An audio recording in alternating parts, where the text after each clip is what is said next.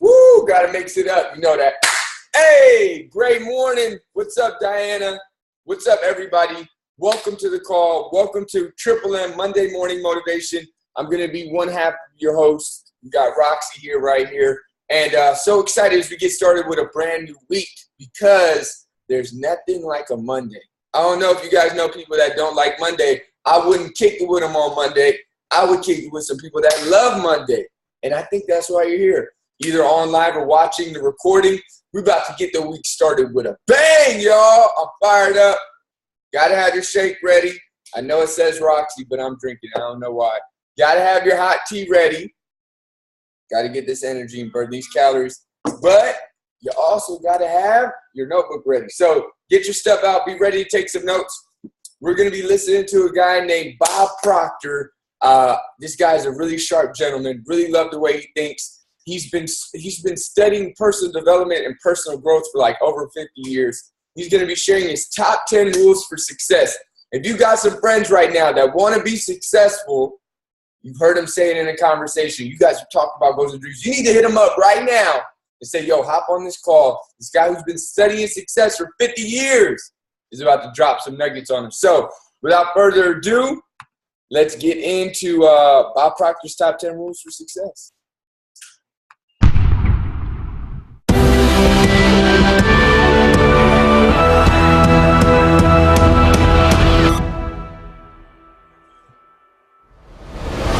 I don't think you determine what your purpose is. I think you discover what your purpose is. There's a difference.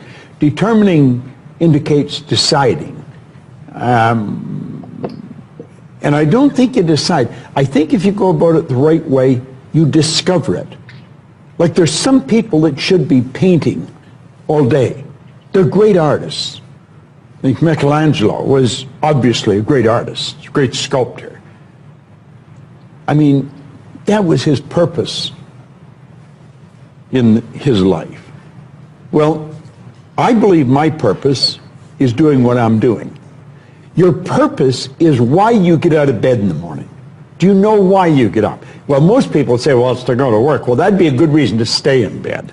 You know, you say, well, everybody's doing it. That'd be another reason to stay in bed. If you're ever doing what everybody's doing, you're probably going in the wrong direction.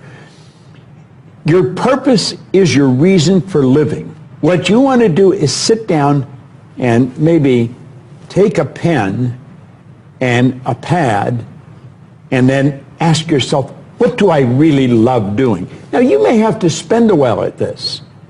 You might get up an hour early every morning and go sit under a tree somewhere if you're in a nice climate, or pick a favorite chair, someplace where you're not going to be disturbed, and totally relax and say, if I could spend my life doing something, what do I really love doing? Now, since you don't ask yourself that question every day, it might take a while for this answer to come to the surface, but it comes to your consciousness. And it may take a while. You may have to do this every morning for 3 months, but it would be well invested, the time. How many times have you had somebody say to you, hey, have you got a minute, Bob? Have you got a minute? They don't want a minute. I want you to think about that. I read a poem one time. It said, I have only just a minute, only 60 seconds in it. It was forced upon me. I can't refuse it. I didn't seek it and I didn't choose it, but it's up to me to use it. I must suffer if I lose it, give account if I abuse it. It's only a tiny little minute, but eternity is in it. Well, at any rate, I thought I'm going to put this on a video and I'm just going to share it with everybody. Just this one little part out of the seminar I'm making. I want you to look at this sand timer and I want you to think about your life. The sand in the top of the glass represents the future. The sand in the bottom of the glass represents the past. Now, do you know, we know what's in the past, and yet we can't do anything about it. Do you know what the trick is? You don't know how much sand's in the top of the glass. You may think you have a lot. You might only have a little. Then again, you may think you have a little, and you might have a lot. When I was a little boy, I was raised by my grandmother. And I don't know, when I was a little gaffer, she was probably 60, but As long as I can remember, Grandma would say, "I'll soon be gone, dear, I'll soon be gone."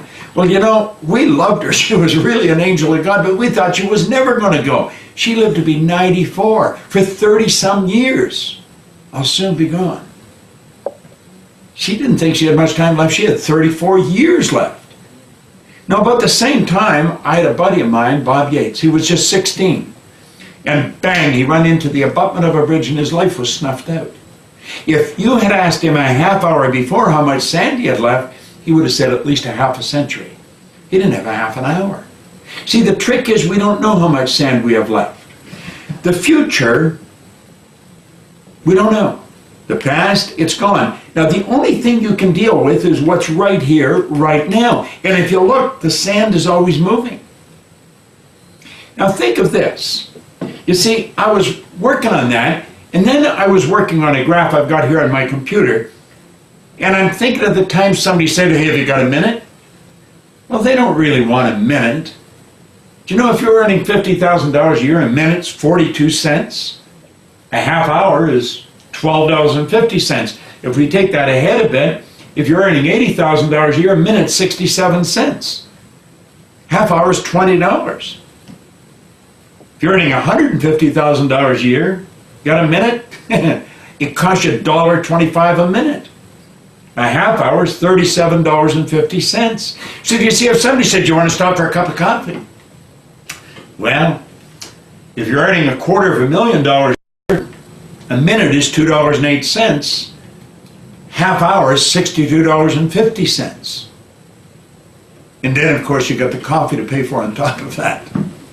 So you see, the point is this. This is all we've got right here, right now.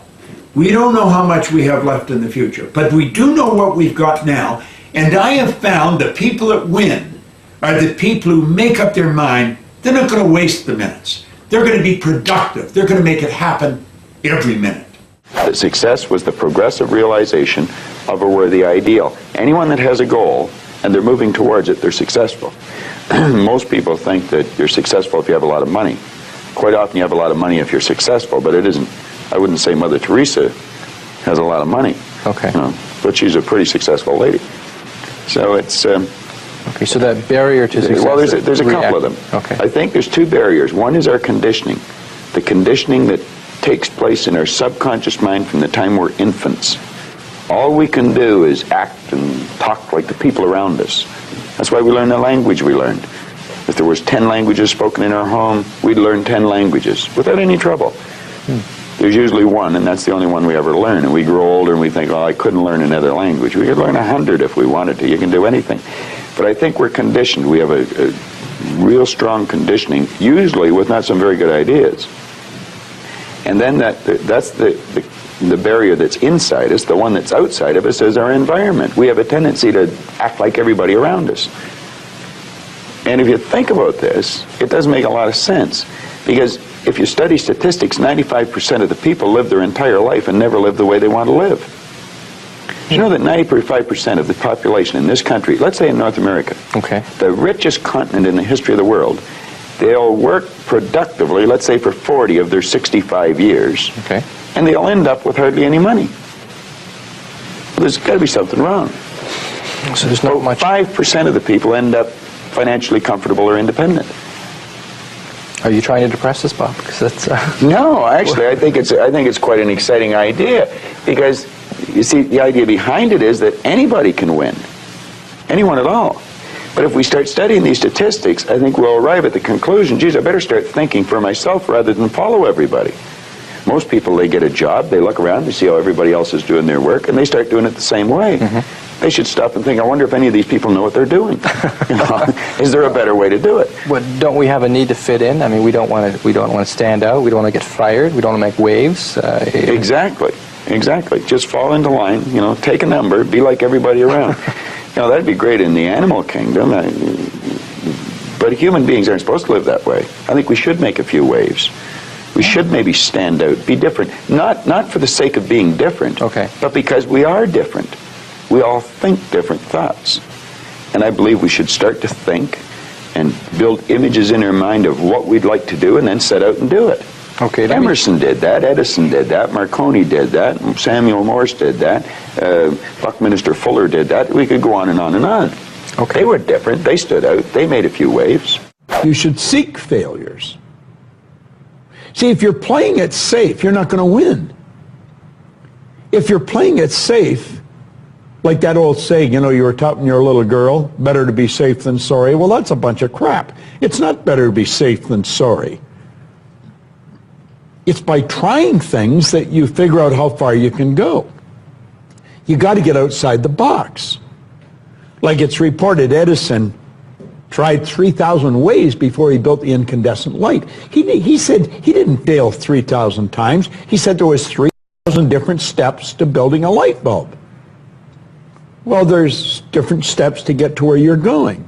And I really do treat winning and losing exactly the same. I do not let it upset me. Do you think that's a big part of why you're so successful? Well, it's part of why I enjoy it. Mm-hmm. Yeah, I think it is, because I'll try anything.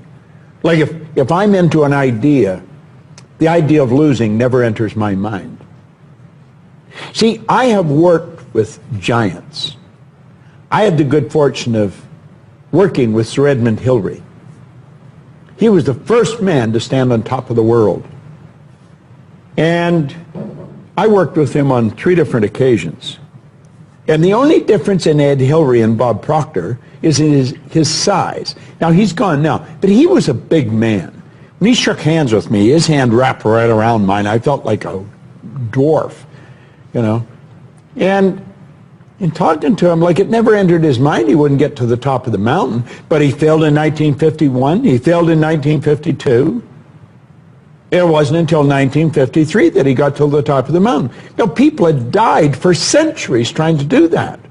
But he said, I knew if I could see it in here, I could hold it out here. Stella Mann wrote that in the book. If you can see it in your head, you can hold it in your hand. And that's right. And if you're not prepared to lose, you're never going to win, because you're always playing it safe. And there's no reward in that. Look at these 2 men. Do you know who they are? Most people don't. They're just a couple of ordinary guys. One, they're both gone now, but one was an ordinary beekeeper in Auckland, New Zealand, and the other a Sherpa guide from over around Nepal.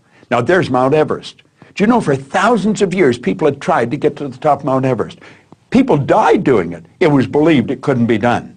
People tried, but they didn't know how, and so they quit. There's a closer look at the mountain and where they placed their flag. They planted that flag in the mountain. Now this is the 2 of them after they come down the mountain. And you know something? When they started, they did not know how. They didn't know how to get to the top of the mountain. And that's what stops most people, because they don't know how. As little kids, we'd go, Mommy, Daddy, I want this. And they say, now, how are you going to do that? Well, as a little kid, you don't know how to do it. But they did it. In 1953, on the 29th of May, they were the first 2 to get to the top of that mountain. They stood right on top of the world. Do you know there's been over 1,000 people do it since then? I watched a young woman on Canadian television being interviewed, not very big. She had just come back from going to the top of Mount Everest. And the reporter asked her, they said, how does it feel now that you conquered the mountain? She said, we didn't conquer the mountain. That mountain can't be conquered. We conquered the limitations that are within ourselves. Select a person who is already doing something that you'd like to do. Get to know that person. Mm-hmm. Go to the experts for advice. Don't ask the person next door, your mother, father, brother, or the guy that works beside you, because they don't necessarily know. There's no point in asking a person how to earn a lot of money if they're only earning $10,000 a year. They don't know. If they knew, they'd probably be earning a lot. It's like, don't go to a sick doctor if you want to get healthy. Okay. So you find someone that you can go to for advice. Get a real book and lock into that book and start to study it. Like, I've had this one that looks like a Bible, you know. But this is Napoleon Hill's book, Think and Grow Rich. I've been reading this thing now for 23 years. I'll probably read it for another 23 years. I got another good book that I brought over here today. It's called The Power of Your Subconscious Mind. Now, I'm not getting a commission for selling this. The author's dead now. He's been gone for a couple of years. But Dr. Joseph Murphy wrote this book, The Power of Your Subconscious Mind. And that's probably one of the best books that you're ever going to find, because you're going to learn something about your mind when you read this book. Okay. I read a lot of books. I've got probably 1,000 books sitting in my den at home in my library. But the one that I carry it everywhere I go, and I read it all the time, is Think and Grow Rich. I never stop reading it. Now, where's the value for you to reread that and read it again? I mean, you must know it well enough that... I think I could probably recite it verbatim. But the secret is, I once read in a book where it said, when you read a good book through the second time, you don't see something in it that you didn't see before. You see something in yourself that wasn't there before. You see, when I read this, I create a greater awareness. Do you know your exact life purpose? Oh man, that was powerful. Wait a minute, do we still have some time left? You know your destiny. We're gonna stop there. That was epic. I got mad nuggets. Roxy, you want to go first? Yes. What do you got for us? All right, what's up, guys? So I love Bob Proctor. Bob Proctor is one of my favorites. I remember when I first started Herbalife, I came across him, and I've always loved his teachings. Man, I took so much from him. I loved the very, very beginning point when he was talking about discovering your purpose and discover your purpose for living. And I think that's so, so key because so many, I know before, like me, I was just kind of going to work and going through the motions, not really feeling purposeful, but I was doing the jobs that I had to do just so I can earn an income and I can have a roof over my head and food in the fridge. But that wasn't purposeful living. And I really loved how he touched upon, you know, there's your past, which you can't do anything about, and then there's the now, and then there's the future, and you just don't know how much time you have left. And because of that, I think it's so key and so crucial that we find the things that really bring us to life, that we find the things that can really be life and work and be one and the same. Because once you find that, you start to truly live like a free human being. And I think ultimately for me, in my belief, that is what I'm here for, to free myself not only from a whole system of telling me that I have to work a job so I can earn a living. That's one of the barriers, but then also to start going into my mind and start ripping out all of any limiting belief, kind of like the people who went to Mount Everest and conquered the mountain, but how people, they're like, no, we didn't conquer the mountain, we conquered our own limitations. And that for me is like one of the biggest things, because we all have limiting beliefs inside of us. But the more that you begin to do the things that no longer limit you, you begin to free yourself. And it's like you're like shedding off all of these layers that you thought were you and all these beliefs that aren't true. So I think that's so key. And I loved how he said, go to the experts for advice, go to the people that you would trade places with. I think that's so important. Because before I used to listen to the people that didn't have what I wanted. So I was just like, wait, why am I listening to you? You're broke. You're not happy. You're not living the way that you want. So I love that. And then I love the last part when he was talking about how Think and Grow Rich, he's read that book like a ton of times. We know someone who's read a book a gazillion times over and over and over, and we really see the benefits. So that's something that I really do want to take on, because every time you go and reread that book, you're going to find some different things. Massive nuggetry. Love it. Awesome. Let me give you some of my takeaways. Number one, stand out. He said, no, we don't want to stand out. You heard the guy asking the question, why would we want to stand out? Why wouldn't we want to be like everybody else? He said, you know why? Because 95% of people do for life what they don't want to do.